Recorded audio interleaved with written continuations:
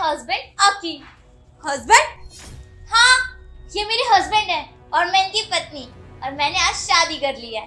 क्या तमाशा लगा रखा है? शादी कोई गुड्डे गुड़िया का खेल है क्या? तुम पागल हो कविता। दीदी, हमारी शादी को आप तमाशा बोल रही हो? ये मुझसे बहुत प्यार करता है, और हाँ, हम दोनों ने शादी कर ली है, और आज के बाद ये यहीं रहेगा घर जमाई बन के।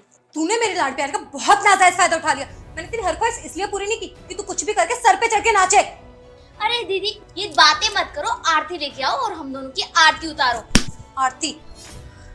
आपकी हिम्मत कैसे हुई मुझे चाटा मारने की, वो भी मेरे पति के सामने? शुक्र मना अभी थप्पड़ मारा है, धोया नहीं है तेरे पति के सामने अच्छे से। आप मुझे चाटा नहीं मार सकती, क्योंकि अब मेरा घर कोई और है, और तुमने अपनी बहन को चाटा मारा, वो भी उसकी शादी के दिन। शादी? शादी की भी किससे तूने? अंकल से। दिमाग ठीक है तेरा? What do you mean, uncle? ये क्या बदतमीजी कर रही हो दीदी? पागल हो गई क्या? पागल बनती है ये? इतनी सी उम्र में शादी करके बैठ गई है। कोई बचपना नहीं है, मैंने शादी की है। तुम्हारा भी तो मन था ना शादी करने का, तो मैं नहीं कर सकती? हाँ, मेरे को भी शादी करनी थी, पर इस उम्र में नहीं कि पढ़ाई लिखाई छोड़ के मैं शादी करके बैठ जाऊं।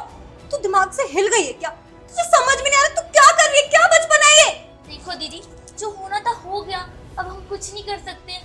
आपके चिल्लाने से अब मेरी शादी तो टूट नहीं सकती ना। एक बार इसने मेरी मांग पर सिंदूर भर लिया है, मैंने इसके साथ 7 फेरे ले लिए हैं, अब तो हमारी शादी हो गई है। अब आपका इन सारी बातों का कोई लेना देना नहीं है। आप मुझे जितने थप्पड़ मारोगी इससे कोई फायदा नहीं है, अब तो मैं इनकी पत्नी बन चुकी हूँ। क्या पढ़ा है मेरी बहन को तूने कि सिर्फ उल्टी सीधे बातें करी जा रही है? मैंने कुछ पढ़ाया नहीं है। हम एक दूसरे से ना प्यार करते हैं, और तुम क्या चाहती हो? वो भी तुम्हारी तरह पूरी जिंदगी घर पे बैठी रहे। तुमने अपनी उम्र देखी है, बुढ़ी हो रही हो। Mind your language. तुम हम दोनों बहनों के बीच में नहीं बोल सकते हो। तेरा पति मुझसे किस तरीके से बात कर रहा है, तो कुछ बोलेगी नहीं? ये मेरे पति हैं, अगर आप मुझे थप्पड़ मारोगी तो ये चुप तो नहीं रहेंगे ना? अच्छा, ये तेरा पति और मैं तेरी कुछ नहीं। दीदी, अपनी हद में रहो, और ये मत भूलो कि तुम कोई दूध की धुली नहीं हो। अपने टाइम में तुमने भी बहुत रास लीलाएं ना चाहिए, इसलिए ना अपने काम से काम रखो, ठीक है? अच्छा, तेरी इस हरकत की वजह से पापा की समाज में क्या इज्जत रह जाएगी? पापा! कौन से समाज की बात कर रही हो? कौन से इज्जत की बात कर रही हो? ये देखो कविता ने क्या हरकत की है, शादी करके आ गई महारानी। पापा, भाई लागू। एक तो तेरी उम्र नहीं है और तू शादी करके आ गई। तुम दोनों ने नाक कटाने का फैसला ले रखा है क्या? कैसी बात कर रहे हो? देखो, आपकी छोटी बेटी ने शादी कर ली है। देखा पापा, इसने हमारे लाड प्यार का कितना नाजायज फायदा उठाया। इसने क्या, तूने भी उठा रखा है। तूने भी यही रट लगा रखी है, मुझे शादी करनी है, मुझे शादी करनी है। दोनों ही ऐसी हो तुम दोनों। समाज में मेरी क्या इज्जत रह जाएगी? पर पापा, इसे खुद की उम्र देखनी चाहिए। पढ़ाई लिखाई कर रही है, ये बच्ची है अभी, और शादी की भी तो किससे की है? अपने से दुगनी उम्र के लड़के से। ठीक है ना, तू भी तो यही रट लगाती है, शादी शादी। वो देर से पहले करके आ गई। अरे पापा जी, आपने वो कहावत तो सुनी है ना, जो बड़े करते हैं वही छोटे सीखते हैं। तो मैंने भी वही करा। और पापा जी, दीदी भी तो यही चाहती थी ना शादी करना, उनने कर ली या मैंने कर ली, बात तो एक ही है। सही कह रही है तू। तुम दोनों ने ना मेरे प्यार का नाजायज फायदा उठाया, समझ आई? ये बड़ी तो बड़ी और तू छोटी, सबसे ज्यादा बुरी निकली तू घर में। मैं तो सिर्फ बात कर रही थी और तू शादी करके बैठ गई। तेरे को ही देख के सीख रही है ये। तू अगर रट नहीं लगाती ना, आज इसकी इतनी हिम्मत नहीं थी, ये शादी करके आ जाती यहाँ पे। और ये लड़का, मुझे लग रहा है ये भी ऐसा है, इसका परिवार भी ऐसा ही होगा। क्या मुंह दिखाऊंगा मैं समाज में तुम दोनों की वजह से? ये तो नाक कटवा दी तुम दोनों ने। समझ नहीं आ रहा क्या करूं। आप सही कह रहे हो पापा, लेकिन आपने दीदी को नहीं देखा, जो आपको परेशान करती रहती है दिन रात। उसका क्या, कल ही की बात देख लो।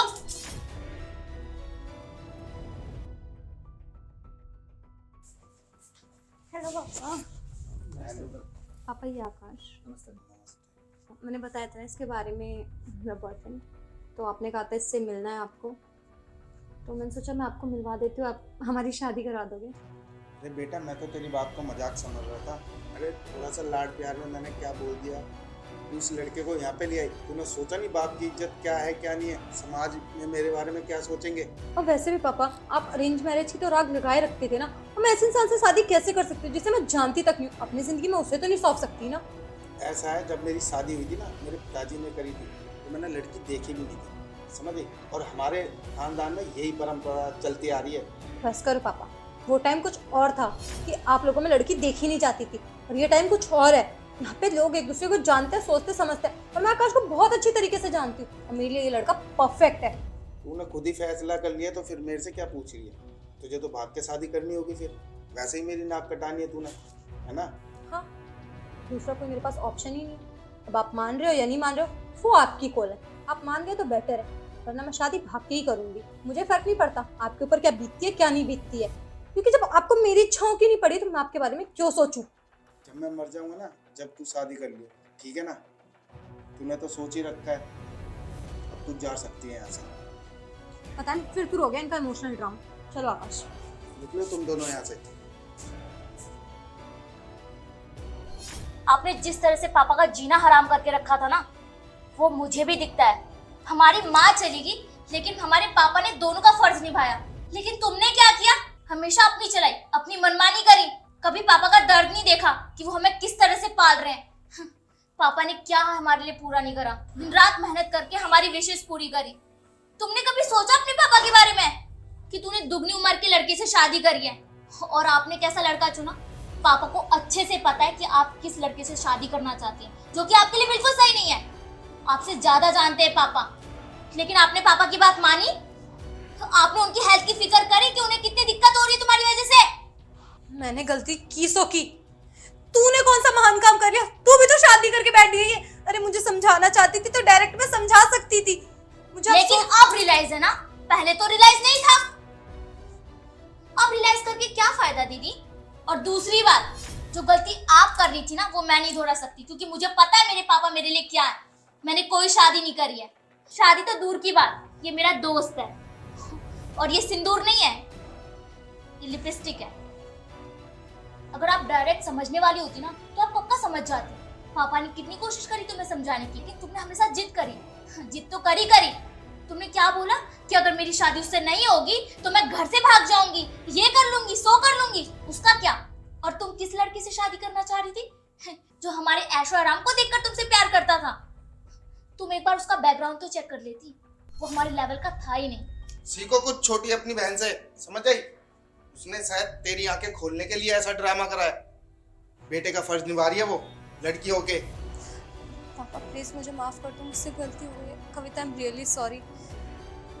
मैंने जो किया बस तुम वही दोहरा रही थी। माफी मुझसे नहीं, पापा से मांग, क्योंकि आपने सबसे ज्यादा दिल ना उनका दुखाया।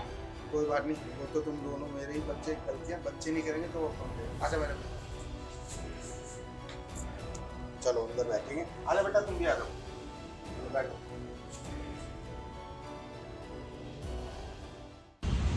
तो हे गाइस, नमस्कार। कैसी लगी आपको वीडियो? अगर वीडियो अच्छी लगे सबसे पहले लाइक कर दो, कमेंट करके ज़रूर बताओ। अगर कुछ पार्ट आपको बुरा लग रहा हो, कोई आपको कुछ कंफ्यूजन हो तो ज़रूर कमेंट करना, मुझे ज़रूर बताना कि ये कैसे हो सकता है, इसने थप्पड़ क्यों मार दिया, इतनी सी बात पर ऐसे कर दिया।